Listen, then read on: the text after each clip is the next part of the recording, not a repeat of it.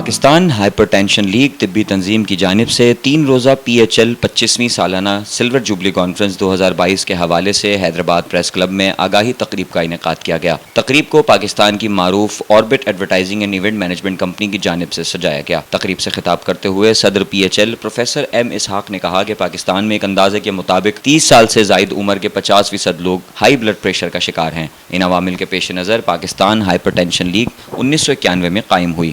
اس کا مقصد لوگوں میں آگاہی پیدا کرنا ہے، وہ اپنا بلڈ پریشر چیک کروائیں اور اس کا مناسب علاج اور اسے کنٹرول کریں۔ نائب صدر PHL پروفیسر عابد امین نے خطاب کرتے ہوئے کہا کہ ہائی بلڈ پریشر دنیا کا سب سے عام مرض ہے۔ ایک اندازے کے مطابق 1 ارب 25 کروڑ افراد اس سے متاثر ہیں اور ان کی 70% تعداد ترقی پذیر ممالک بالخصوص انڈیا، پاکستان اور بنگلہ دیش میں پائی جاتی ہے۔ تقریب سے پروفیسر خالدہ سومرو، پروفیسر فصیح احمد ہاشمی، پروفیسر رشید خان، پروفیسر منصور و دیگر نے بھی خطاب کیا۔ اس موقع پر ڈاکٹر گل حسن بروہی، ڈاکٹر عارف میمن، پروفیسر فیروز میمن اور پروفیسر نذیر میمن بھی موجود تھے۔ میرا نام پروفیسر فصیح ہاشمی ہے اور میں یہ silver jubilee annual conference Pakistan hyper tension league کا کنوینر ہوں۔ پاکستان ہائپر ٹینشن لیگ کا بنیادی مقصد یہ ہے کہ ہم لوگوں میں آگاہی پیدا کریں اس بلڈ پریشر کے بارے میں کہ یہ ایک خاموش قاتل ہے، یہ ایک موذی مرض ہے، اور اپنا ریگولر بلڈ پریشر چیک کرائیں۔ اگر ڈاکٹر کہے کہ آپ کو بلڈ پریشر ہے اور آپ کو اس کی دوائیاں لکھ کے دے تو اس کو پابندی سے کھائیں۔ ہم اسے خاموش قاتل اس لیے کہتے ہیں کہ اس کی کوئی علامات نہیں ہوتی بہت عرصے تک، اور یہ آہستہ آہستہ ہمارے جسم کے تقریباً ہر عضو کو متاثر کرتا ہے، جس میں خاص طور کے اوپر دماغ، آنکھیں، دل اور گردے ہوتے ہیں۔ تو اس سے پہلے کہ پیچیدگیاں پیدا ہوں اور مریض کو جو ہے نا وہ مشکلات کا سامنا کرنا پڑے، ہم چاہتے ہیں کہ بلڈ پریشر کے بارے میں آگاہی عوام میں پیدا ہو اور انہیں اس موذی مرض سے ہم بچا سکیں۔ یہی ہماری پاکستان ہائپر ٹینشن لیگ کا مقصد ہے، اور اسی سلسلے میں ہم نے یہ ہر سال اینول کانفرنس کرتے ہیں۔ 25ویں اینول کانفرنس حیدرآباد میں ہو رہی ہے اور انشاءاللہ 3 روزہ یہ کانفرنس ہے۔ آج اس سلسلے میں ہم پبلک اویئرنیس پروگرام ہم کر رہے ہیں۔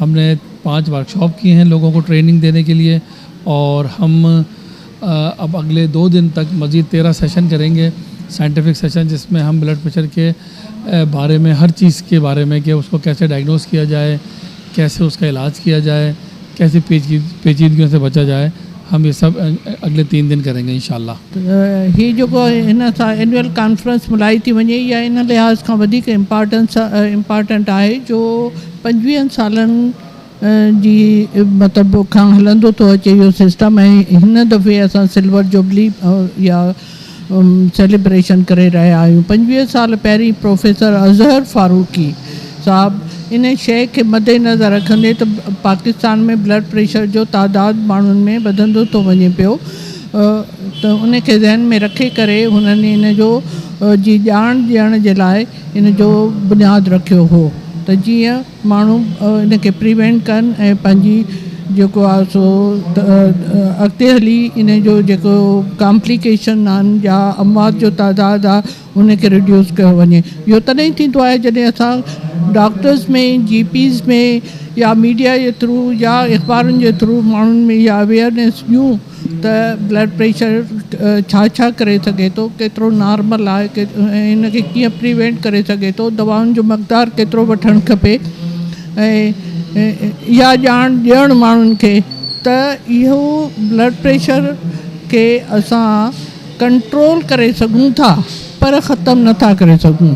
असांजा घणो करे माण्हू जेके आहिनि से दवाउनि वठंदे जॾहिं नॉर्मल थो थिए त दवाऊं छॾे था ॾियनि ऐं उन जे रद अमल में ब्लड प्रेशर वरी मथे चढ़े थो।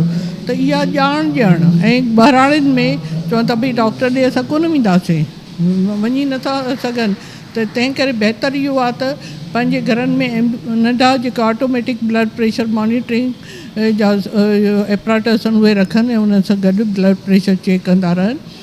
ऐं मीडिया जेको आहे तव्हांजो इहो हिकिड़ो सुठो मतिलबु सोर्स आहे माण्हुनि खे ॼाण ॾियण में। आहे शहरनि में त TV ऐं इहे सभु मतिलबु सेमिनार्स थियनि था, प्रेस कॉन्फ्रेंसिस थियनि थियूं, माण्हुनि खे ख़बर पइजी थी वञे ऐं हितां जेके नंढा डॉक्टर्स आहिनि उन्हनि खे ॼाण मिले थी।